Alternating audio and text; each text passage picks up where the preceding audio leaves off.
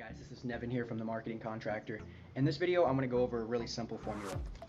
The 6 main ways that we generate leads for contracting companies and how they all tie together.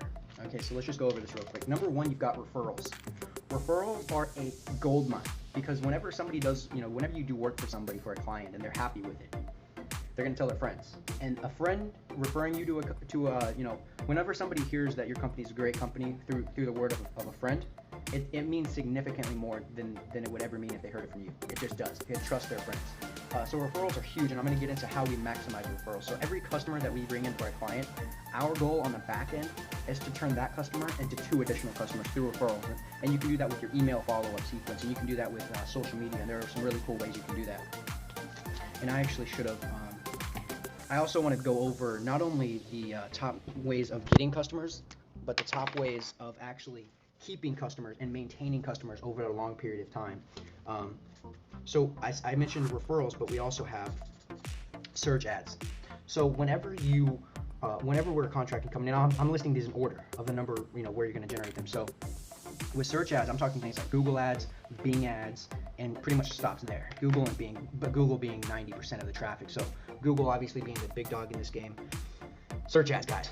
Imagine as a roofing company, we have a couple different marketing ways. We could go put an ad in a newspaper or a TV, right? And we can hope and pray that people that need a roof see that and call us. Or we could put our business, our brand, in front of people who are actively looking for roofing companies. What makes more sense, guys?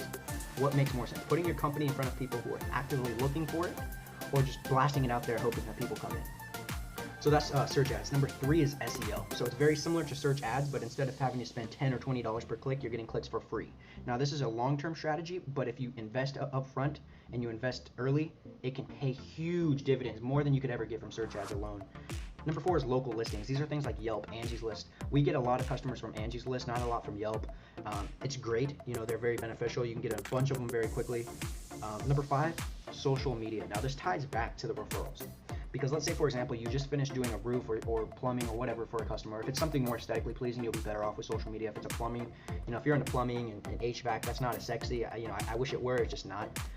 But if you're into roofing, remodeling, stuff like that, that's very visual. That makes for very, very nice, pleasing content that people will like to see.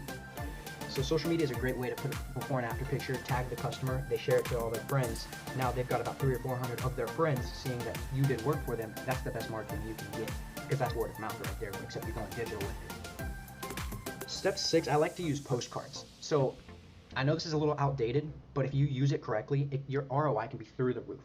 Here's how we do it. Whenever we do a house in a specific neighborhood, and a lot of times we do work in like these big developments, these nicer upscale developments that have a lot of cul-de-sacs, what you do is you can take a before and after picture of the job that you did. And you can take a bunch of different pictures of the neighborhood, and you can literally upload those pictures to, there's a software called SendGem. It's a software that I like to use. You upload it to the postcard, you hit send, and then you can actually control which houses get the postcard. So you send it to all of the neighbors of that person that you just did and say, hey, we just power washed your neighbor's house. Would you like to get a house wash as well for a discount or something like that? And that's how we use it. But for roofing, it'll be different. For HVAC, it'll be a little bit different. But you just have to go in and strategize, right? But postcards. Number 7, now this is the most important. This is your email list. This is your digital asset.